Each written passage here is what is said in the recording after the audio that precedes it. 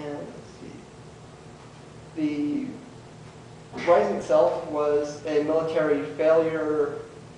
They were outnumbered. Unfortunately, they had, at this point, 1916, World War I was going on. There was an attempt to contact Germany by members of the provisional government, the signers of the treaty. They went and talked to Germany. Germany promised to deliver a shipment of arms and soldiers. However, this was intercepted and it never came to fruition.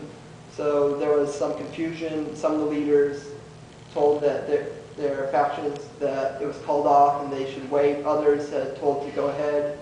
So what happened was in 1916 they essentially proclaimed Ireland an independent nation. They fought against the Britons, but outnumbered 10-1, they were crushed, and everyone who signed the declaration was killed, as well as many soldiers, many of the members of the I.R.A, which at this point was still called the Irish Republican Brotherhood. Now,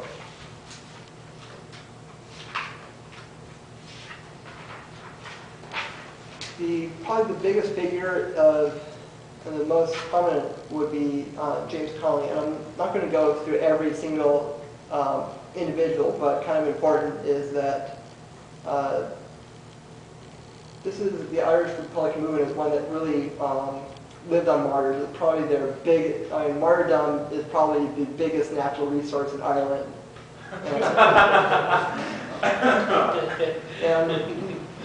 This might sound racist, but the Irish, and I'm Irish Catholic, so I can say it, but they're really fatalistic people. They really, James Connolly himself had a point where he said, "This is probably going to fail. Also, we're going to do it anyway." And so, pretty much, yeah. And Connolly himself, and this is interesting because this is being more explored now, but for a large period, this is kind of not as well known, that he has Marxist socialist tendencies, and that he felt that, going back to like Wolfe Tone and before, he felt that this was a way of transcending the religious divide. He said, let's see, and I quote, that Marxist tendencies for the people felt he felt that in the work of abolishing it, the Catholic, the Protestant, the Catholic, the Jew, the Catholic, the Freethinker, the Catholic, the Buddhist, the Catholic, the Mohammedan, okay, he's maybe a little biased with Catholic here, but the point is that he believed that it was not one religious group. We're offered together, for as we have said elsewhere, socialism is neither Protestant or Catholic, nor Christian, or Freethinker, or Buddhist, Mohammedan, Jew, it was only human. So Connolly was trying to bring Marxism to Ireland, and also trying to, he didn't want to make the I.R.A. and didn't want to make this like the Catholic uprising. He wanted to make it for all people and a way of bringing it a struggle for all of Ireland. And also the big thing is, of all the men executed, he is probably the most well known because not only was he a prominent member, but the way he was executed, he was pretty much dying when he was brought to the prison. He was bleeding profusely, his wounds were poorly bandaged, he couldn't even, he couldn't stand up, he couldn't even sit in a chair to face a firing squad. They had to tie him to the chair. And when people found out about this, they were really outraged. It made England look pretty much like they were using really brutal tactics, so this got a lot of support for Ireland, and this was probably the biggest, propaganda ploy was the England's mishandling. And England had, pretty much does this a lot of suppressing, which leads to support for the popular movement. And another kind of important key event, because pretty much after the rising of 1916, there's not a lot until the actual War of Independence in 1919. However, there are a few there are a few other events, mostly the like the formation of the British Black and Tans as sort of paramilitary unit to counter the I.R.A. These were, if Britain wanted to do something without getting its hands officially dirty, they'd send the Black and Tans.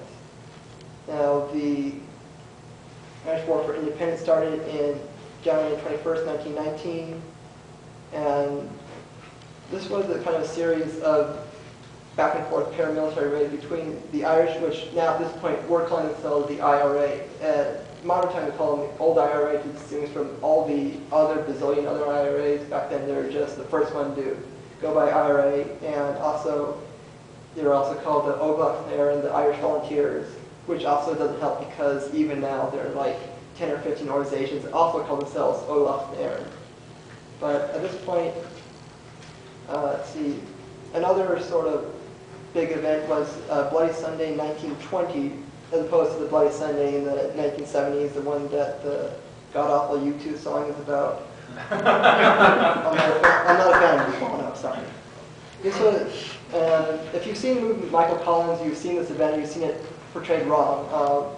In the movie, the Black and Tans bring an armored personnel carrier into a Gaelic League football game and open fire in the crowd. What happened was, after 11 British intelligence officers were executed by Michael Collins, Britain retaliated by sending an armored personnel carrier outside of the stadium because they couldn't fit inside, just kind of open fire indiscriminately into the through the doors, and as people ran out, they were gunned down.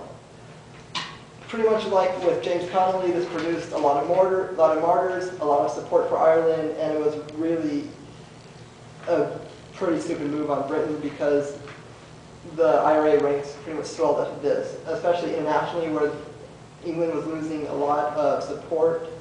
Also, another one was the execution of Kevin Barry, who was a I.R.A. leader with Collins, and what made Barry's death significant is because, first of all, his youth. He was only 18 at the time.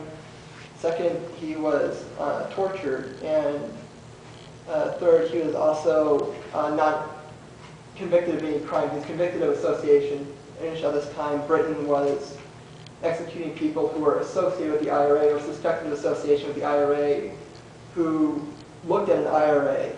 Pretty much, Britain was using this as a way of reprisal attack. So essentially, I.R.A. member would burn down a barracks. Of course, they had no idea who they were, so they sent the Black and Tans to burn down the building until they found out who they were. They can either get it out of people or just kill enough people that they assumed they got the ones responsible. With the death of Kevin Barry, there was a lot of support internationally. Again, another martyr, more swelling of the ranks, and it got more support. Also in 1921, so soon before, this is still in the height of the War of Independence, the Royal Ulster Constabulary is formed. This was pretty much the British police force that would, well, it started as the Royal Irish Constabulary until the Declaration, until Ireland became free or split, and then it became the Royal Ulster Constabulary. But here the RIC was Britain's police force in Ireland.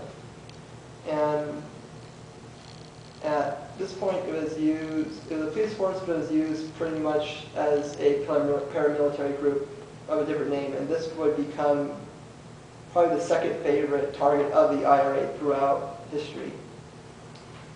Then we have from June 28, 1922 to the 23rd of May, 1923, we have the, what's called the Coda Cahara, which is the Irish Civil War, because this was pretty much right after the Independence War ended.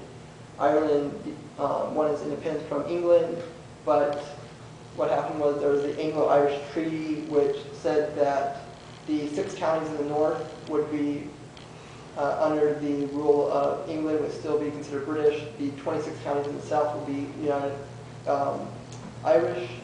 And there was this is the first big split in the I.R.A.